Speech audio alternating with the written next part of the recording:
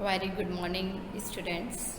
Yesterday we have started chapter 4, the Socrates. Today also we'll continue this chapter. Let's start the chapter. The man who were governing Athens summoned Socrates to appear before them and to stand his trial.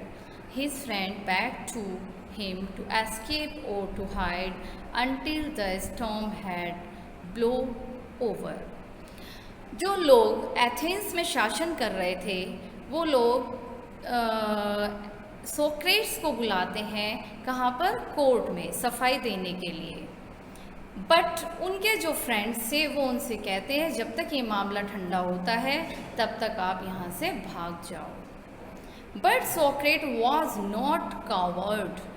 Socrates जो थे वो कायर नहीं थे बल्कि वो बहादुर थे। He knew that he had done nothing wrong and that he had only thought what he believed to be just. और वो जानते थे उन्होंने कुछ भी गलत नहीं सिखाया है लोगों को। He had only thought, उन्होंने केवल वही चीज़ें सिखाई हैं जो कि सही हैं, न्याय से भरी हुई हैं, न्यायपूर्वक हैं या सम्मानजनक हैं। So he went to court, और इसीलिए वो कोर्ट में चले जाते हैं। His clothes and shoes were dusty and travel stained. उनके कपड़े बहुत गंदे थे, शूज़ धूल में भरे हुए थे क्योंकि वो एक लंबी यात्रा करके आए थे। But everyone knew that a noble heart beat under the shabby garment.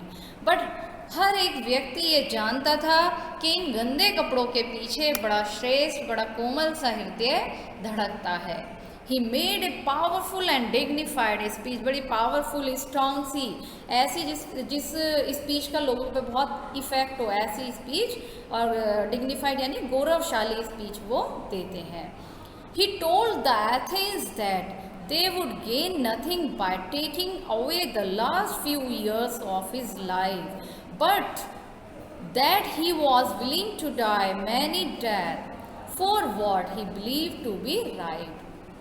और उनका कहना था कि ये लोग एथेंस से मुझे दूर ले जा करके मेरे जो लाइफ के कुछ ईयर्स बचे हुए हैं मुझे यहाँ से दूर ले जा करके इन्हें कुछ नहीं मिलने वाला, बट वो तो कई बार मरने को तैयार हैं उन सब चीज़ों को करने के लिए जो सही हैं। द जजेस listen to him.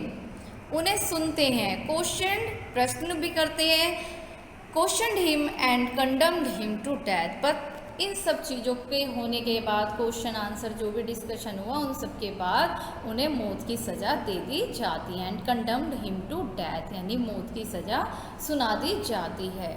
The old man made no complaint. But ये बूढ़े व्यक्ति ने कोई शिकायत नहीं की। He learned on his stick, he leaned on his stick. वो अपनी स्टिक पे झुक गया, लकड़ी उन्होंने ली हुई थी सहारे के लिए, उस पर झुक गए। Looking around the crowded court room, और कोर्ट के रूम में चारों तरफ देखने लगे। Plato and his other peoples were there in court all the time. उनका एक शिष्य था प्लेटो, और इनके अलावा भी जो भी इनके शिष्य थे वो भी कोर्ट में उपस्थित थे। No evil can happen to a good man. और अच्छे व्यक्ति के साथ कुछ भी गलत नहीं हो सकता। He told them either in life और आफ्टर डेथ। यदि वो सही है, उनके साथ कुछ भी बुरा ना तो पहले हो सकता है मृत्यु के, ना ही बाद में। So be of good cheer, enjoy करिए आप। आई हैव टू गो, मुझे जाना ही पड़ेगा। The hour of my departure has arrived and we go our ways. हम आई हैव टू गो यानी कि मुझे जाना ही पड़ेगा। The hour of my departure यानी कि मेरे जाने का समय आ चुका है। Has arrived and we go away, मुझे जाना पड़ेगा।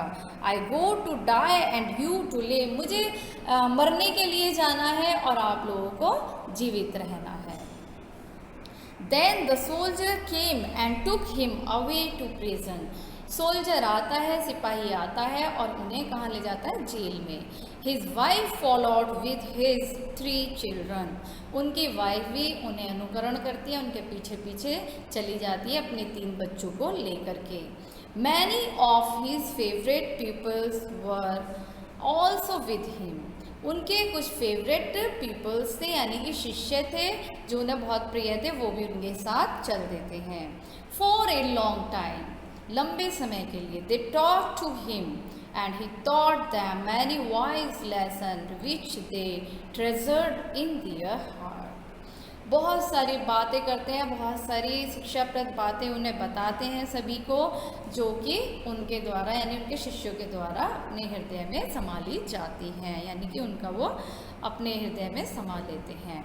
But all the time his friends knew that, but पूरे समय उनके जो फ्रेंड्स थे उन्हें पता था that Socrates would die soon. Socrates जो हैं वो जल्दी ही उनकी मृत्यु हो जाएगी। दे वर सैड, वो बहुत दुखी थे। फॉर एज प्लेटो रोट, जैसा कि प्लेटो ने लिखा था, he was like a father of whom who were being bereaved and we were about to pass the rest of our lives as orphans। ये प्लेटो लिखते हैं इनके लिए कि ये हमारे पिता के समान है जिनसे हमें वंचित किया जा रहा है, अनाथों के लिए वो एक पिता के समान है।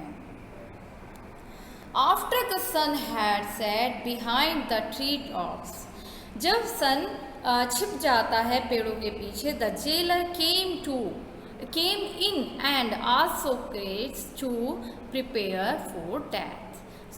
जेलर आता है और उनसे कहता है सोक्रेट्स से कि आप डेथ के लिए तैयार हो जाएं, मृत्यु के लिए तैयार हो जाएं। In Athens when people were condemned to death, जब एथेंस में किसी व्यक्ति को मौत की सजा दी जाती थी, they were given a cup of poison, उन्हें एक जहर का प्याला दिया जाता था। Socrates knew this and he nodded to the jailer who looked at him sadly. Socrates उनसे गर्दन हिलाकर हाँ में रिप्लाई करते हैं कि हाँ ठीक है। Jailer who looked at him sadly, जिसकी तरफ जो जेलर उन्हें देख रहा था उसकी तरफ को गर्दन हिला करके हाँ में इशारा करते हैं। saying, you Socrates, whom I know to be noblest and gentlest and best of all who ever came to this place।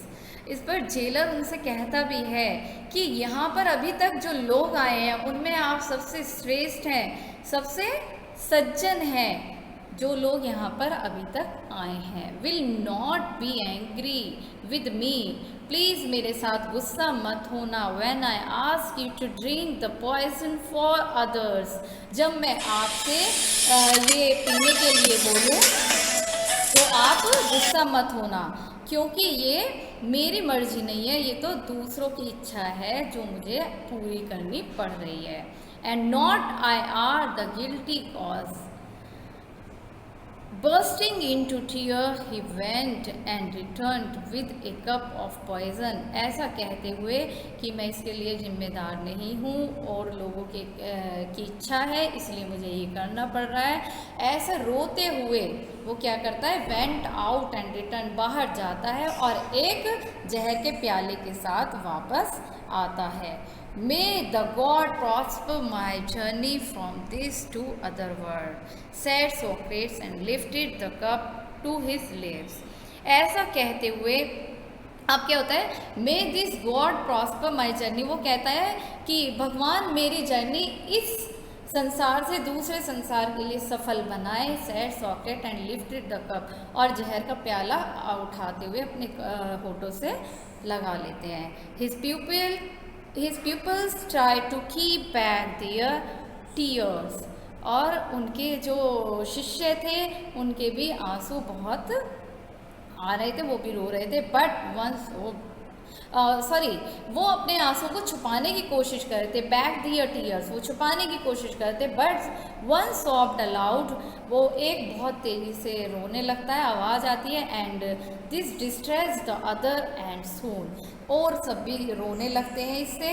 The room was filled with the sound of weeping, और पूरा कमरा रोने की आवाज़ से भर जाता है। Socrates posed with the unfinished cup of poison in hands, अब वो पोज हो जाता है और अनफिनिश्ड, जब मतलब रुक जाता है, देखता है ध्यान से, और विद अनफिनिश्ड, जो कप का जहर ख़त्म नहीं हुआ था उसको हाथ में लिए हुए पोज हो जाता है। व्हाट्स दिस स्ट्रेंज नॉइज, ये कैसी अजीब सी आवाज़ है। ही आज, वो पूछता है, I have heard that a man should die in peace, मैंने तो ये सुना था कि यदि कोई व्यक्ति की मर रहा है तो उसे आराम से मरने देना चाहिए। यू मस्ट नॉट क्राई, आपको रोना नहीं चाहिए। Be silent and have patience, चुप हो जाइए और धैर्य रखिए। ही लुक्ड अराउंड, वो चारों तरफ देखता है, रिमेम्बरिंग समथिंग क्रेटो, और उसे कुछ याद आता है। क्रेटो से कहते हैं, he whispered to one of his people, अपने पीपल यानी एक शिष्य से कहते हैं क्रेटो से, can you do me a favour, क्या आप मेरा फेवर करेंगे या मेरी एक हेल्प करेंगे। I owe a cock to Asclepius, will you pay the debt, हम एक देवता हैं उनके लिए, उनका एक मुर्गा उधार है, क्या आप मेरे उस उधार को चुका पाएंगे।